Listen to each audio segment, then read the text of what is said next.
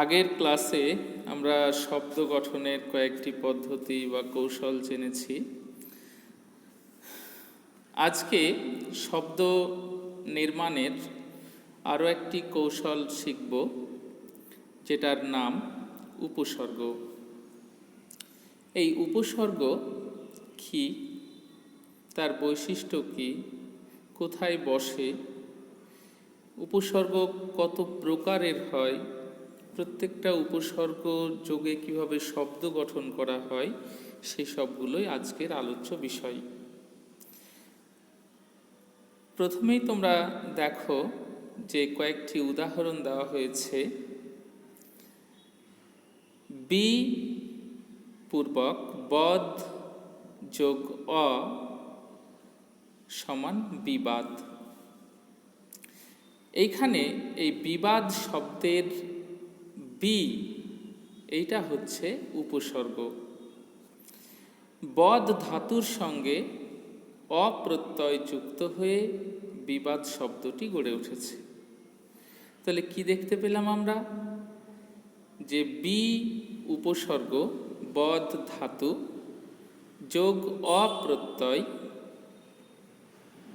দিয়ে গঠন করেছে বিবাদ শব্দটা, যার অর্থ ঝগড়া। এই যে বদ ধাতুর আগে যে রুট ওভার দেওয়া হয়েছে, সেটা ধাতু চিহ্ন।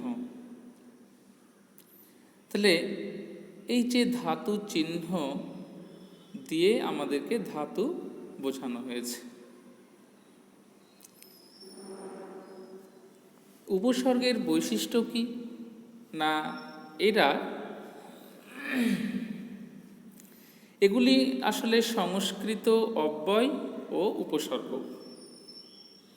এদের বৈশিষ্ট্য হলো এই যে এরা ধাতুর আগে যুক্ত হয়ে নতুন নতুন শব্দ তৈরি করে, নতুন নতুন অর্থও সৃষ্টি করে।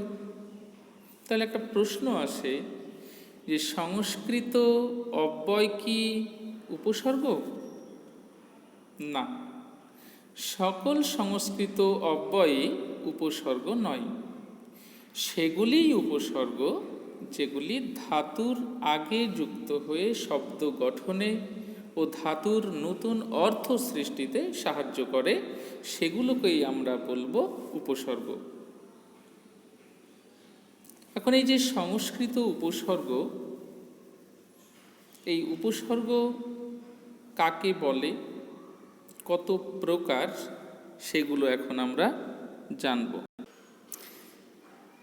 যে সকল উপসর্গ সংস্কৃত ভাষা থেকে আমাদের বাংলা ভাষায় গৃহীত হয়েছে, সেই উপসর্গগুলোকেই আমরা বলবো সংস্কৃত উপসর্গ।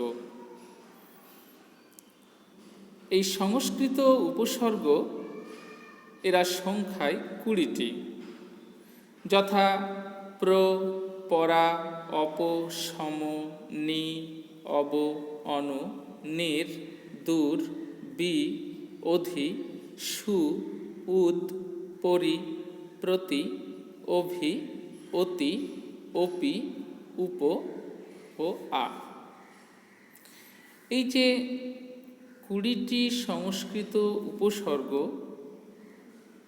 এরা কেবল ধাতুর পূর্বে বসে নতুন নতুন শব্দ গঠন করে ও সেই ধাতুর নতুন অর্থ সৃষ্টি করে। কোনো কোনো সময় ধাতুর আগে কেবল একটি উপসর্গ বসে না, ধাতুর পূর্বে একের অধিক বা একাধিক উপসর্গ বসতে পারে।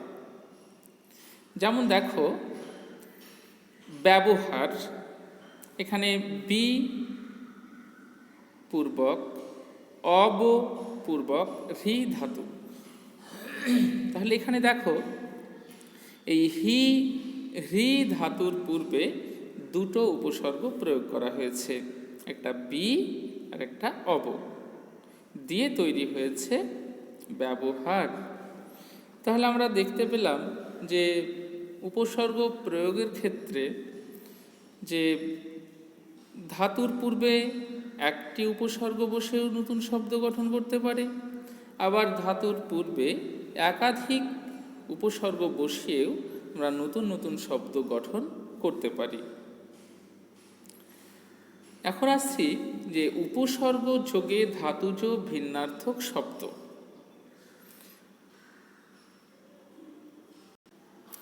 একই ধাতু, একই প্রত্যয়, অথচ বিভিন্ন উপসর্গ যোগে ভিন্ন ভিন্ন অর্থযুক্ত শব্দ গঠিত হয়।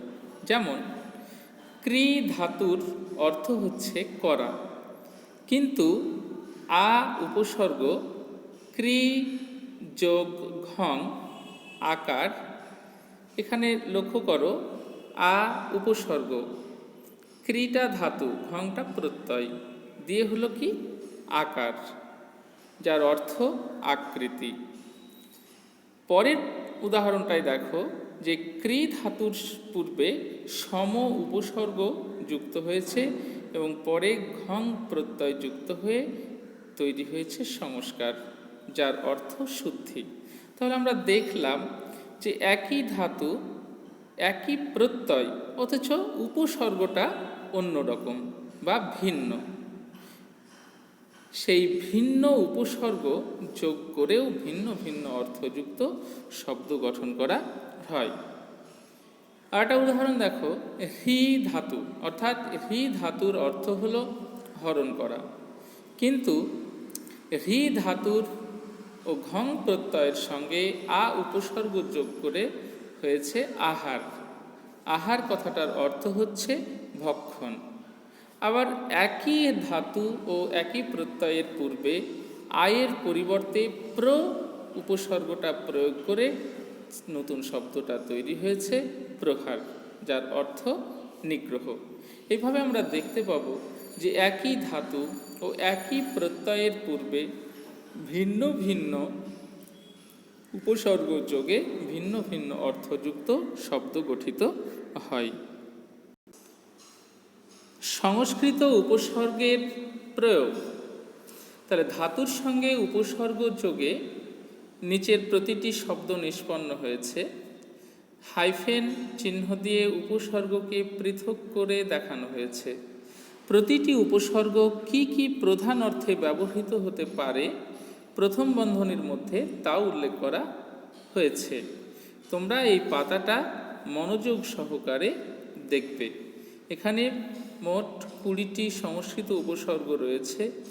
এই 20টি সংস্কৃত উপসর্গ যোগে কিভাবে নতুন নতুন শব্দ গঠন হচ্ছে সেগুলো তোমরা বাড়িতে অভ্যাস করবে। কিছু কিছু অব্যয় পদ আছে যেগুলো উপসর্গের মতো শব্দে ধাতুর পূর্বে বসে শব্দ গঠন করে, সেগুলোকে বলা হয় উপসর্গ স্থানীয় অব্যয়। এই উপসর্গ স্থানীয় অব্যয় পদগুলো দিয়েও নতুন নতুন শব্দ কিভাবে গঠন করা হয় তার কয়েকটি উদাহরণ এখানে দেওয়া রয়েছে, সেগুলো দেখবে। এরপরে আসছি বাংলা উপসর্গ।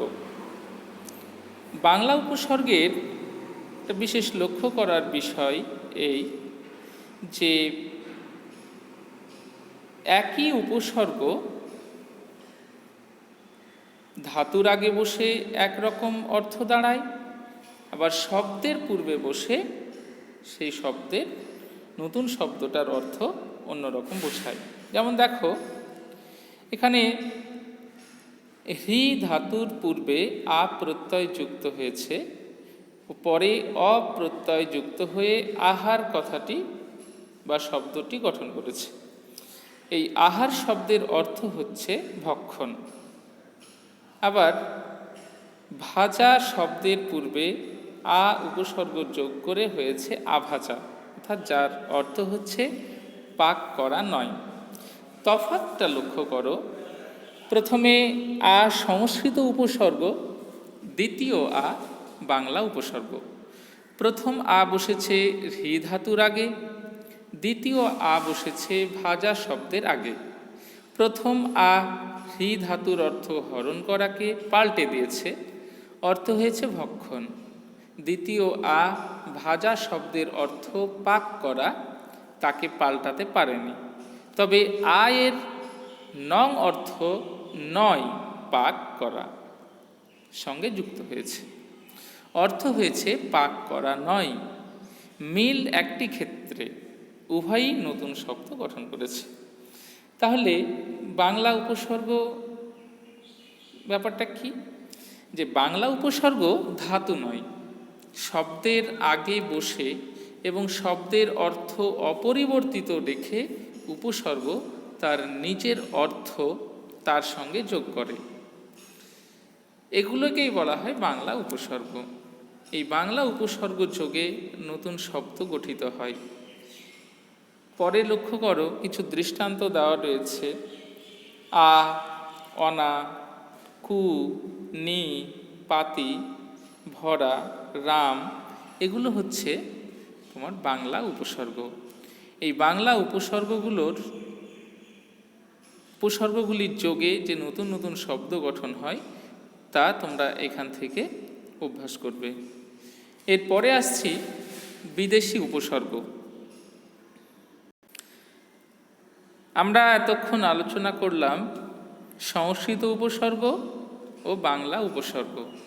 এগুলো আমাদের বাংলা নিজস্ব উপসর্গের মতোই আমরা ব্যবহার করি, কিন্তু সংস্কৃত এবং বাংলা ছাড়া আরও এক প্রকার উপসর্গ রয়েছে যেগুলো বিদেশি ভাষার প্রভাবে তৈরি হয়েছে।